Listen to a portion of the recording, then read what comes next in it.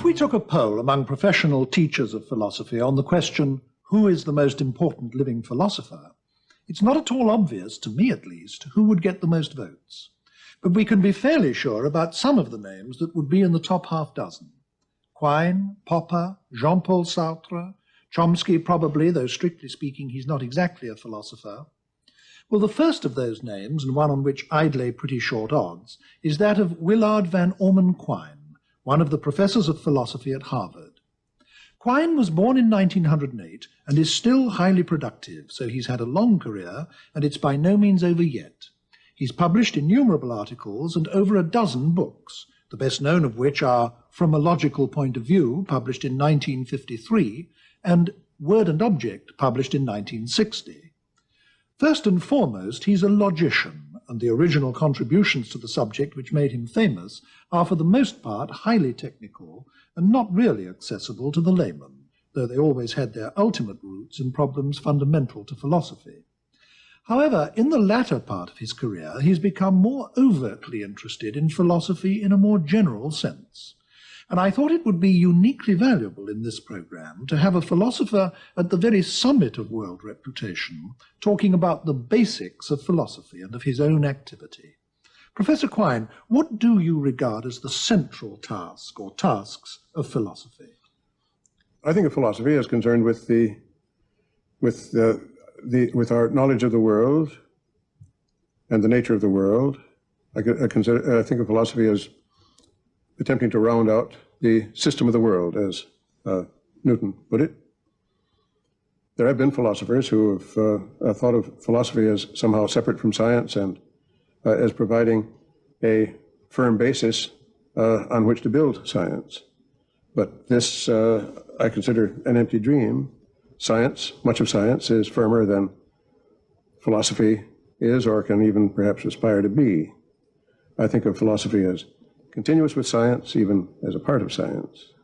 Well, if it's continuous with science and even part of science, how does it differ from the rest of science? It differs in generality and in abstractness. Science is a continuum extending from history and engineering at one end, if we think of science broadly, to such abstract pursuits as philosophy and mathematics at the other. Philosophy considers the question of the nature of cause, for instance, where physics contents itself with finding causal relations between specific sorts of events, biology between other sorts of events. Again, whereas the zoologist will tell us that there are wombats and the physicist will tell us that there are electrons, the mathematician will tell us there are no end of prime numbers. The philosopher is interested rather in what sorts of things there are altogether. It's in these ways that philosophy is more abstract in general. In other words, the philosopher is investigating what constitutes the connective tissue of everyone's thought, including other people's thought, so that the physicist is trying to find out whether or not A causes B, but the philosopher is saying, well, but what does it mean to say that anything causes anything? Good. The physicist is trying to find out, say, what particular subatomic particles there are. And the philosopher says, but what does it mean to say of anything that it exists? Yes. It's at this level of complete generality that the philosopher's investigations occur. Is that right? Yes. Now, do you include in this, or do you exclude from it, the age-old questions of how the world got here in the first place, or how life began? I exclude these from philosophy. How the world began is a problem for the physicist and astronomer, and of course there have been conjectures from that quarter. How life began is a problem for the biologist, on which he's made notable progress in recent years. Why the world began, why life began, on the other hand, I think are pseudo questions, because I can't imagine what an answer would look like. And you think that because there's no conceivable answer to these questions, they are, so to speak, meaningless questions? Yes. Yes. So in other words, you regard the central tasks of philosophy as the analysis and elucidation of concepts that are central to various fields of human activity, and also, in particular, notions like what it is for something to be a cause of something else, what it is for something to exist, what it is for something to be, shall we say, a scientific law, the most general notions that are, as it were, the connecting tissue of thought and that we have to use and have to employ in the specific activities that people like scientists, or it could even be politicians, lawyers, and so on, are engaged in. Is that a correct way of putting your view? Yes, yes, I would agree with that. Do you think that the main or the most important questions that philosophers have to deal with can be grouped under any particular headings? There are two headings, which I think provide an important classification to begin with. There are the ontological questions, as they might be called. Well, I think you'll need to explain that term. These would be questions as to what there is, yes. The general questions as to what sorts of things there are, as well as the question what it means to exist, what it means to exist, for there to be something. And the other classification, the other class would be, might be called the predicative questions, questions as to what sorts of things can meaningfully be asked about what there is.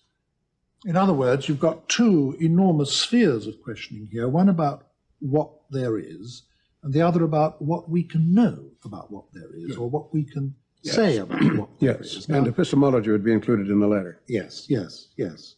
Now, I think since you've made this distinction, for clarity's sake in our discussion, we ought to cling to it a little, and I think we'll take these two areas one at a time, and we'll take your first one first, the whole group of questions about what there is, what exists, or as you say, what is called ontology by philosophers.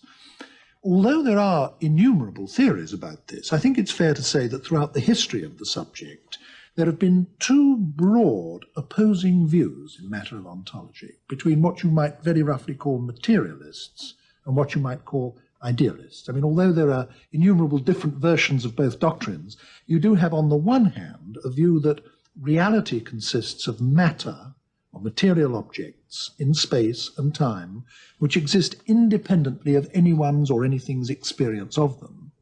And on the other hand, you have a view of reality as consisting ultimately in spirits or minds, or as existing in the mind of God, or as being put together in our minds. Now, can I put very crudely the $64 question to you and ask you which side you're on? I'm on the materialist side. You're the materialist, yes. yes. Yes, I hold that physical objects are real and exist externally and independently of us. I don't hold that there are only these physical objects. There are also abstract objects, objects of mathematics that seem to be needed to fill out the system of the world. But I don't recognize the existence of minds, of mental entities, in any sense other than as attributes or activities on the part of physical objects, mainly persons. Now, that must mean then that you not only reject idealism, it must also mean that you reject dualism. I mean, one might describe dualism as almost the common sense view. I think throughout human history, most human beings have taken the view that reality consists ultimately of entities of two categorially different kinds, minds and bodies. And as far as we know, in all civilizations, past and present, most people seem to have thought this, that there were bodies and that there were minds, and that these were two fundamentally different kinds of thing. Now, that's what is meant by the term dualism. Now, you must reject this view if you don't believe in the existence of minds. It's true, I do reject the view. The dualistic view presents problems, creates problems which are neither soluble nor, it seems to me, necessary. It's clear that an individual's decisions will affect his movements, will determine his movements in many cases, and his movements in turn will have consequences in the movements of other physical objects. At the same time, the natural scientists, the physicists, insist on a closed system, there being physical causes, physical explanations in principle for the physical events. They allow no place for the incursion of influences from outside the physical world. Given all this, it would seem then that a person's decisions must themselves be activity on the part of a physical object. The alternative of rejecting this basic principle of physical science to the effect that every change is that there's no change without a change in the distribution of microphysical properties over space-time, over space. That alternative I find uncongenial because the successes in natural science have been such that we must take their presuppositions very seriously. In other words, what you are saying is that wishes, emotions, feelings, decisions, thoughts are all things which take place in physical objects, namely people. Yes. And of course, in a sense, that's an obvious fact. And what you're saying is that not only are these always accompanied by microphysical changes, changes in our brains and our central nervous systems and so on, but they indeed are those microphysical changes. Exactly. Now, before I go on to raise with you some of the apparent difficulties inherent in that view, I wonder if you could explain how it is that almost all of mankind, as I said only a few minutes ago, has disagreed with you about this. So why people in general take a dualist view of reality. Now, I mean, let me add this point. I mean, if I put that question to almost anyone else, he could say, well, it's obvious why people think like that. They think like that because dualism corresponds to directly experienced reality. That is how we experience things. But you can't say that because you don't think it is how we experience things. So what would your answer be? I recognize certainly a profound difference between so-called mental events and externally observable physical ones, in spite of construing these mental events as themselves event states activity on the part of a physical object.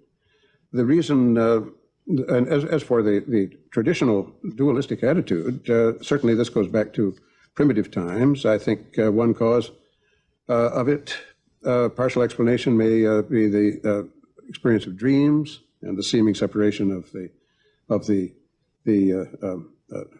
mind from the body. In that state, certainly animism antedated science. Thales, the first of the Greek philosophers, is said to have said that all things are full of gods. Primitive peoples today are said to be animists very largely, and to believe that what we call inanimate objects are animated by spirits. One can even imagine traces of animism in the basic concepts of our science itself. The notion of cause, I suspect, began with the feeling of effort, of pushing on the part of the individual, the subjective feeling, as a mental entity. And force surely had that sort of origin. But as time has gone on and as science has progressed in recent centuries, the dissociation of these concepts from their original mental context seems to have been conducive to great scientific progress. And I think of physicalism as a departure, a product of latter-day science, which of course is a phenomenon that's very uncharacteristic of the history of mankind.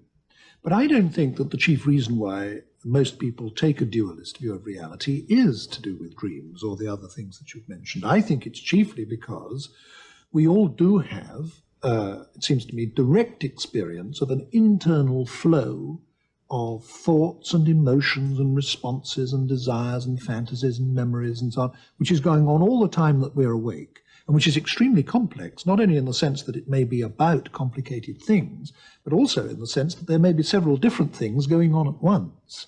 And I think we're all directly aware of something like this going on inside ourselves. And this doesn't manifest itself in any way in observable external behavior. We are aware of these things, and I'm not denying their existence, but I'm construing them or reconstruing them as activities on the part of physical objects, namely on our part. The fact that these are not observable on the whole from the outside doesn't distinguish them from much that the physicist assumes in the way of internal microscopic or submicroscopic structure of inanimate objects. A great deal goes on that we don't observe from the outside and that we have to account for conjecturally. The important reason for construing all this activity as activity on the part of bodies is to preserve the closed character of the system of the physical world. Does this mean that you deny the real existence of the age-old problem about whether or not we have free will? It doesn't mean that, but because the will would retain its status, even though becoming ultimately a neural phenomenon and an aspect of the activity of a physical object. However, I think the problem of the freedom of the will is an outcome of a confusion. There's no question in my mind about the freedom of the will. The will is free in the sense that people very often do what they will to do. They are free to within limits of constraint and within limits of their strength or talent to do things that they will to do. Freedom of the will does not mean that the will is free to will as it will. That would be nonsense. And it doesn't mean that the will is uncaused. The will is caused. And we all are prepared to recognize that the will is caused when we try to train children in such a way as to influence their behavior or enact laws to discourage criminals, or we try to get votes. People try to sell things. All these are cases of causing people to will, but the freedom of their will remains insofar as their activity is the result of a causal chain, one link of which is the willing. And that willing can be itself caused. It is. Given that you hold these views, how do you see the traditional body-mind problem? I mean, let me just remind our viewers of what that is. I mean, I've said earlier that most people seem to take a dualist view of reality, the view that everything in the universe consists ultimately of either minds or bodies, that there are both kinds of entity. And that has given rise to a traditional problem, which no one has ever come up with a thoroughly satisfactory solution to. And that is the question, how are these incorporeal, abstract, non-material minds able to actually move and push about the material bodies? Now, it's clear that you, since you don't believe in the existence of minds as independently of bodies, the problem does not present itself to you in that form. Do you, given your views, do you simply bypass the mind-body problem totally? No. As you say, the body-mind problem doesn't exist in that form for me. There's no longer that problem of interaction, and in fact, it's in order to eliminate the problem in that form that I opt for physicalism. However, the problem then arises. How are we to talk about all these ordinarily so-called mental events and mental activity, this flux of experience, if we're not recognizing minds, not recognizing mental entities? It's no good trying to paraphrase all this into neurological terms, because it would take too much in the way of detailed understanding of the mechanism of the nervous system. Now, there's a as a first step, a quick, easy solution to that, one may simply keep the mentalistic terminology, but regard all these terms as terms applicable to bodies and to the activity of bodies. This is easy. This is too easy in a way, because there's another point about the in favor of the physicalistic attitude, which I haven't touched on up to now, namely the advantage of intersubjectivity, objectivity. The data are not introspective data. The data are shared, or can be shared by other observers. It's because of this, in large part at least, that that the natural sciences have been so successful. Now, and introspective psychology has not been comparably successful. Well, now, if we simply take over all the conceptual apparatus of introspective psychology and mentalism, and simply try to excuse it by saying all these attributes or activities of bodies, we're no longer getting the benefit of the intersubjectivity of natural science. However, there's a way of coping with this difficulty, and it is behaviorism, in the sense in which I think behaviorism is important and valuable. I think its role, the role of behaviorism, is the legitimation of mentalistic terms without having to go through the indirect and, in fact, impracticable channel of neurology.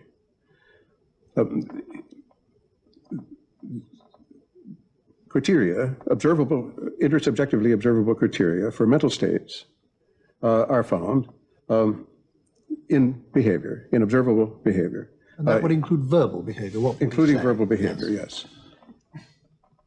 And insofar as such criteria are available, we do have the benefits of natural science after all, and this is without full neurological explanation. So the extent to which I'm a behaviorist is in seeing behaviorism as a way of making objective sense of mentalistic concepts. I don't identify the mental states with the behavior. I identify the mental states rather with neural states, nor do I regard behavioral accounts as, in the last analysis, explanatory of the mental states, mental phenomena. I think that full explanation of these is to be found rather at the neurological level.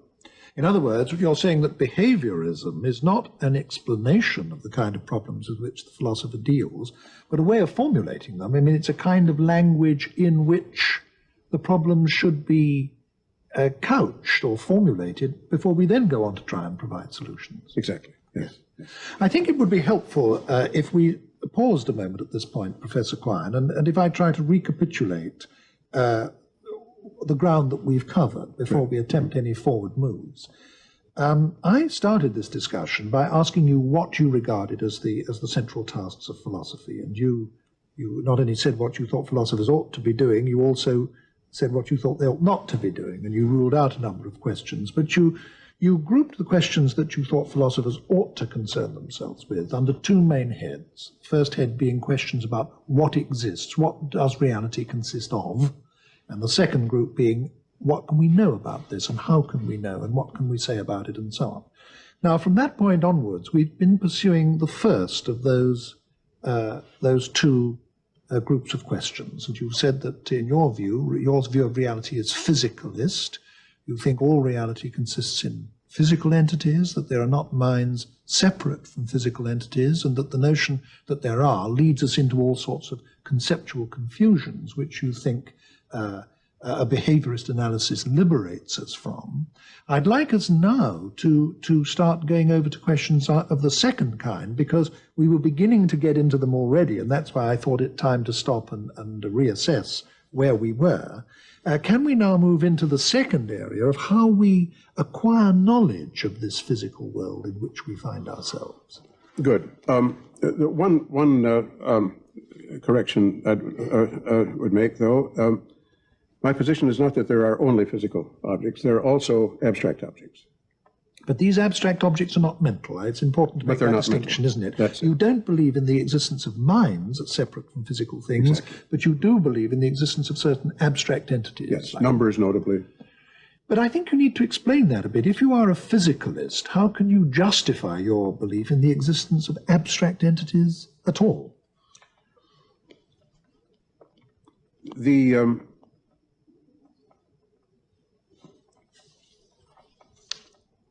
status of sets or classes and numbers and functions, I think from the, again, not from the point of view of the predicative side of philosophy, is not basically different from the status of hypothetical entities such as elementary particles in physics. In both cases, it's a matter of framing hypotheses which imply our past observations, which imply future observations under specifiable conditions, which would then serve to corroborate or refute these hypotheses. And these general hypotheses contain reference not only to the ordinary observable objects, but also to many auxiliary objects, we might say, in the way of unobservable physical particles, and also in the way of numbers and functions, because these come into the formulations, into the hypotheses of a quantitative kind, and even classes or sets. The biologist speaks of genera and species of organisms, and all these entities are furniture of the world, posited on an equal footing in our system of the world. Well, you say on an equal footing, but it does seem to me that there is a very important difference between the sense in which subatomic particles are unobservable and the sense in which, say, numbers are unobservable. And subatomic particles are bits of stuff, but it just so happens, perhaps because of the accident of our optical apparatus, that they're bits of stuff which are too small for us to see. But if we had microscopic eyes or supermicroscopic eyes, perhaps we could see them. And if we had different kinds of fingers, we could pick them up. I mean, they are bits of material. But numbers aren't bits of material, however small, are they? I mean, they are, as it were, abstract through and through. There is nothing but abstraction to them.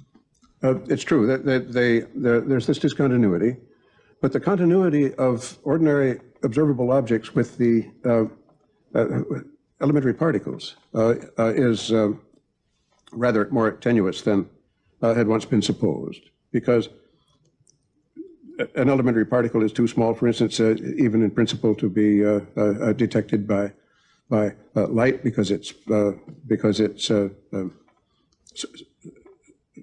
smaller than any wavelength.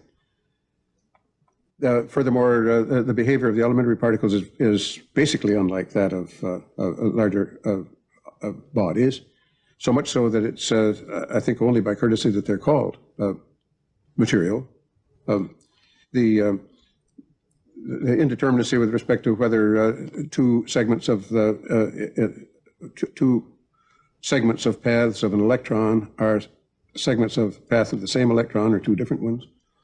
Indeterminacies of position, the antithesis between wave and corpuscle as in the interpretation of light, and other anomalies, something called the Bose-Einstein statistic, all suggest that the analogy of body is an analogy that was useful for extrapolation up to a point, but then the reshuffling, the evolution of hypotheses in the light of further experimentation and further refutations have finally carried us to the point where where the continuity is no longer so evident. I would like to leave that particular point there, Professor Quine, because I want to step back 3 paces in our discussion and take up something which strikes me as being of very much more general interest that we were talking about a moment ago, and then we got slightly sidetracked, and I think it was partly my fault that we did. I want to go back to the point where you were saying, or suggesting anyway, that the adoption of a physicalist approach to reality, or a behaviorist analysis, a behaviorist way of formulating problems, has the effect of liberating you from the spell of certain entrenched ways of looking at things, which, though they may be part of common sense, are nevertheless mistaken. Now, that's the point I want to take you up at. Can you say what some of the entrenched ideas are from which you believe your approach would liberate us? Good. Liberation is one way of looking at it. A sterner discipline is another way of looking at behaviorism. But at any rate, a major example is the notion of meaning. There's the common sense notion that words somehow convey meanings. How do we know that the same words convey the same meaning to two speakers? We can see that the speakers react in the same way. All this is describable in behavioral terms, but might the meanings themselves be different? What behavioral sense can be made of the question? No behavioral sense, no adequate behavioral sense has been made of it. There are other notions that come similarly into question. Translation. Once the notion of meaning is questioned, the notion of translation becomes more complex. We can no longer say it's simply a matter of producing another sentence that has the same meaning as the sentence that's being translated.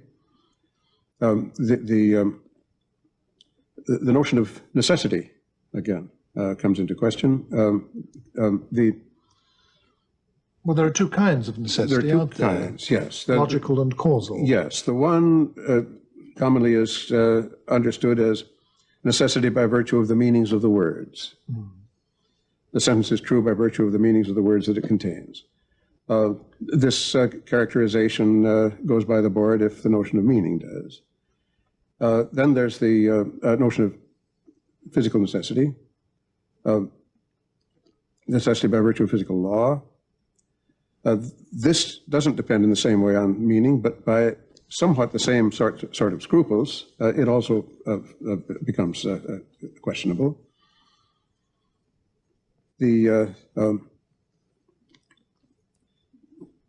It's not clear that there's not clear to me that there's a difference between a general truth, truth in the form of a general proposition, general statement, which just happens to be true, and one that is a law. The term necessary, the adverb necessarily, is in very common use, and that suggests that perhaps people have a distinction in mind between two sorts of truth, the necessary and the accidental or contingent. But I think the use of the ordinary use of that word can be explained otherwise. I think it's dependent on situation, on context. One says necessarily and follows it with a sentence. When he thinks that the other person is bound to admit it because of what he already has committed himself to, or because he may be presumed to believe, and that this will vary with the context. So you're calling into question such very fundamental notions of our thinking as causal necessity, logical necessity, the idea of a law, the notion of meaning. Yes. The ground is beginning to disappear from under our feet. And I think what I would like to do at this stage, Professor Quine, is ask you to characterize for us as a whole the kind of view of the world that we're coming out with. Can you... Good. Well, now let's proceed again by in terms of that dichotomy between the ontological and the predicational. On the ontological side, what I am accepting, assuming, comprise physical objects, a physical object being construed quite generously as the content of any portion, however scattered and discontinuous, of space-time, and all classes of such things, and all classes of such classes, and so on. And mathematicians have have discovered over the past century how all talk of numbers and functions and all other mathematical entities can be paraphrased into talk of the pure set theory of the classes. Classes of classes, appropriate ones, can be made to do the work of numbers and of functions and the rest. So we need these. On the other hand, these are abstract objects that I accept. There are others that I would reject. Properties, I would reject, because there's the question, in what circumstances do two descriptions, two characterizations determine the same property, and in what circumstances do they determine different properties which just happen to be properties of all the same things. The problem in short of individuation, of identification of properties. And it's ordinarily said that two clauses, let's say, two phrases, determine the same property if they have the same meaning. But of course, this characterization goes by the board if we don't accept the notion of meaning. In the case of classes, this problem of identification does not arise because classes are identical simply if they have the same members. Properties, I'm persuaded, are dispensable in science. It's not clear how to dispense with the classes. So this would be my tentative ontology, and I would regard it as part of science and subject to the fallibility of the rest of science, namely the individuals and the hierarchy of classes and classes of classes and so on built upon them, the individuals being physical objects. On the predicative side, my view is, I think, mainly rather negative. It's one of